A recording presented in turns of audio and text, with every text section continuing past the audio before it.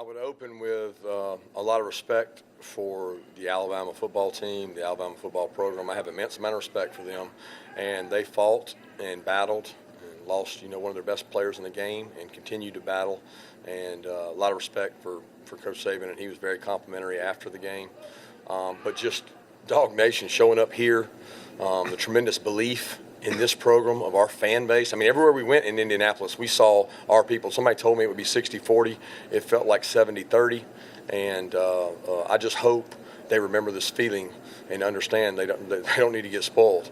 They need to stay hungry like these players, and just so proud of our players. And somebody told me, you're not playing for the 41 years that we haven't won a national title. You're playing for the men in the room.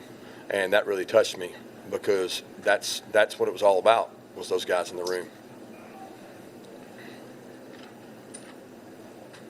Okay, first we're going to open it up for questions now. If you have a question, please raise your hand. Use the raise hand function, and we'll unmute your line. First, we're going to go ahead with Chip Towers.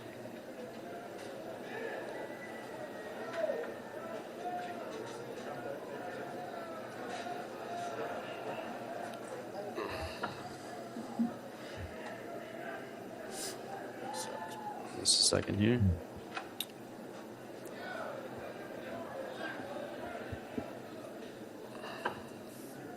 Hey, Coach, congratulations on a fantastic year and a fantastic season. I heard your reference there to some property destroyed in Indy tonight, which obviously goes back to Larry Munson. Can you talk about the winning, helping the fans, kind of referring to the fans that you just talked about how much you want to do it for the men in the locker room? Is there some satisfaction in doing that for these the fans who have followed this program for all those 41 years? Yeah, there's a lot of satisfaction doing that for them, but ultimately it's those guys in the room, the blood, sweat, and tears, and 200 and something workouts and 160 something practices. I appreciate them so much. Our support has been tremendous when we go on the road. Our fans have been absolutely incredible. I think about Lauren Smith, who's sitting there. I think about hugging Vince Dooley's neck after the game, and I'm in tears and he's in tears. I got off the elevator the other night, and I thought it was a sign. When the elevator opened on the 15th floor, Vince Dooley was sitting on a bench, locked out of his room. And I thought, God put him there for me to see him the night before this game. And he was waiting on his key to come up to his room. And I just knew that meant something. And it was a special, special win, but it wouldn't have happened without these two guys sitting next to me and those men in that locker room. Just incredible, incredible connection and toughness. That was a tough game. And next, we're going to go to Pat 40. Kirby, congratulations. What things did you concentrate on changing, improving from December to now against Alabama? Well, we practiced a lot more man-to-man. Lewis can tell you we probably simplified some things, made it a little easier. Didn't want one to beat us, and we had some poor plays on him where we left him open. But we wanted to affect Bryce, and we felt like if we could get off the field on third down, we'd be fresher and we'd have a chance to rush better. I thought Coach Laney, Muschamp, Adai, Trey Scott, and Schumann did a tremendous job putting a plan together, but the players carried it out.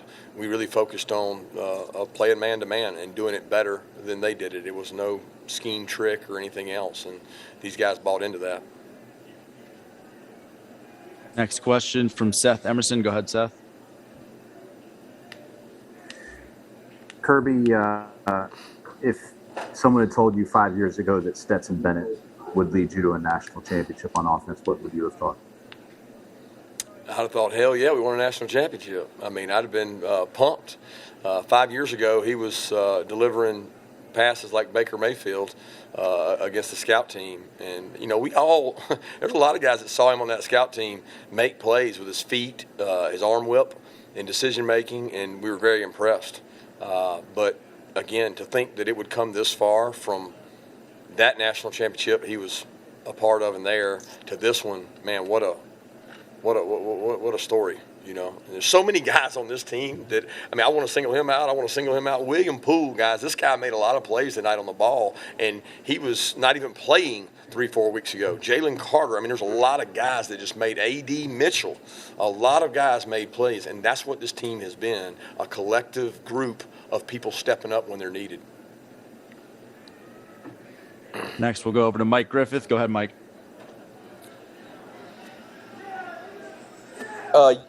Yeah, for Stetson, you guys had fallen behind 18-12, and you responded so quickly. Can you talk about that 4-play, 75-yard drive and just the aggression you attacked Alabama with? Yeah, I knew that once I fumbled the ball, I was not going to be the reason we lost this game. And, Coach Monk dialed up awesome play action. We had been running the ball a lot, and I think we went 3 straight play action and then one deep ball that we got them to jump off sides because they've been timing up the snap a lot. But it's the thing that Coach Smart and the whole team has been preaching the whole year: resiliency, toughness, composure, connection. And I knew that those guys beside me had my back, and I had their back too. Next, we'll go to Anthony Dasher. Go ahead, Anthony. Coach Smart, you talk often about this team's resiliency and, battling back from, adversity, whatever you want to call it. Just the third quarter there, Stetson was fumble the ball. Alabama gets the ball at the 20-yard line. They get a field goal, but do you guys find a way to come back to stick to that whole circumstance? I'm sorry, Anthony. I know you asked about resiliency and coming back. I thought I heard something about the field goal, but I couldn't hear you. Thanks, Coach. I couldn't hear myself, all that background noise in my headset here. No, I just asking about the third quarter. Stetson was to fumble the ball. They get a field goal, but y'all bounce back. Just talk about the resiliency you guys showed to bounce back. Yeah, to go out there, I guess you're saying that after the fumble we did hold them to a field goal. I'm getting confused on the drive. Oh, I got you. Yeah. Our red zone defense has been incredible all year. I can't tell you how many times this guy's lined up and had to blitz, play somebody in man-to-man. We practice red zone defense a lot, don't we? And we were number 1 in the country, or maybe 2 or 3 in red zone defense, because we got some grown men up front that don't let you run it. We force you to throw it, and then we stop you throwing it. And those red zone stops now, there were multiple times that we had huge stops in the red zone, and our defensive staff did a tremendous job. We felt really confident going into the game that if we wouldn't give up explosives from 50 and 60, we get them tackled. Even Keeley's play, he runs the guy down and tackles him.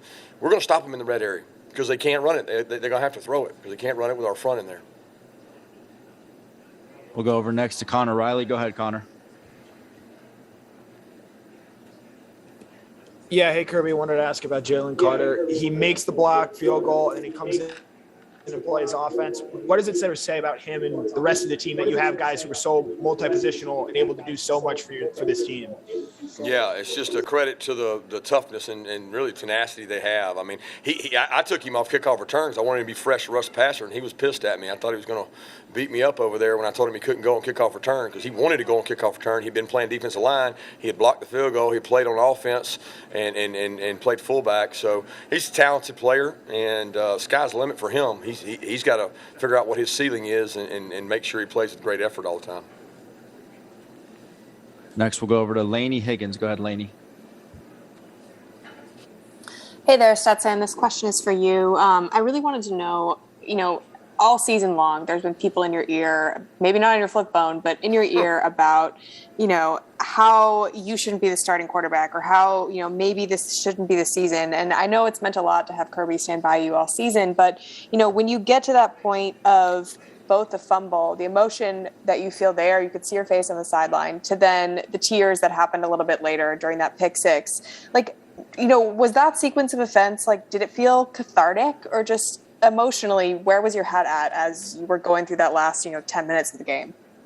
The fumble was not cathartic, but the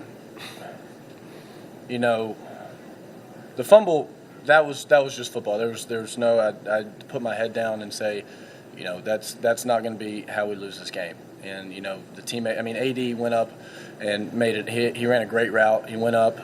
Jermaine on the bench route, we'd ran that play in practice probably 5 or 6 times. We'd never thrown the bench route because we were trying to hit the skinny route on the right. And I mean, just the fact that Jermaine ran it, won like he did.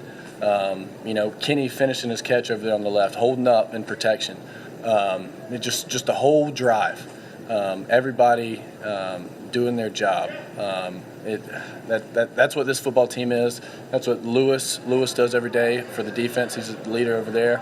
I love these guys. And then, the tears afterwards, that just hit me. I hadn't cried in, I don't know, years, but I mean, it just came over me.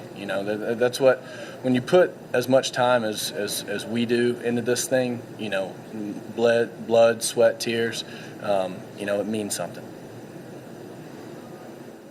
We'll go over next to Jeff Schultz. Go ahead, Jeff.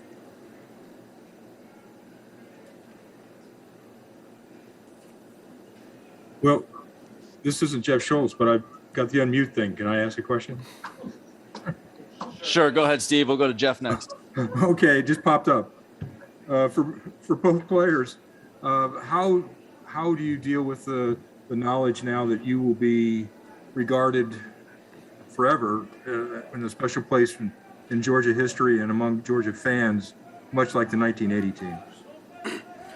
Well, for one, it's a great honor, of course. What the coaches through recruiting and everything have done for the program, and the goal is moving forward is to stay hungry and not get complacent. That's the worst thing you could possibly do is get complacent. So our goal is to continue on being chasing greatness in terms of how we practice, the things we do. The players, even younger, older guys, being great leaders.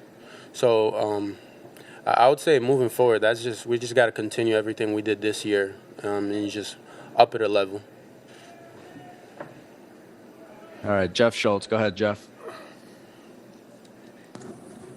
Hey, me. Kirby, can you describe your emotions? That interception on the pick six happened pretty close to you on the sideline. Could you just describe your emotions as you were watching it and then running down the sideline, sort of chasing after Keeley? What was going through your mind there?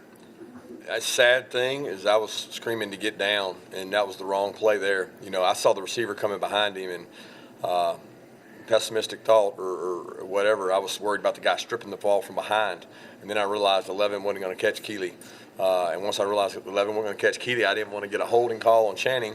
And all I could think about was get down, we can win this game, run the clock out. If they don't have timeouts there, the play is to get down.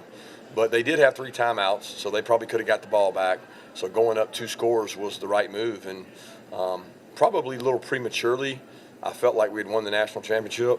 But, we still had to get a stop because they could score 2-point and get it onside. And I was a little concerned with that. But it was ironic because the ball was in the air. All we've done this year is throw balls to our DBs. You can ask Lewis. We've thrown millions of balls because of playing the ball in the air. And when that ball was in the air, I said, he's going to catch this thing, and we're going to win this game. And he did. Do you want a sports network that delivers everything that matters about the game? The highlights, the picks, the instant analysis, no yelling, no fake debates, no politics. Hit the subscribe button and never miss a moment.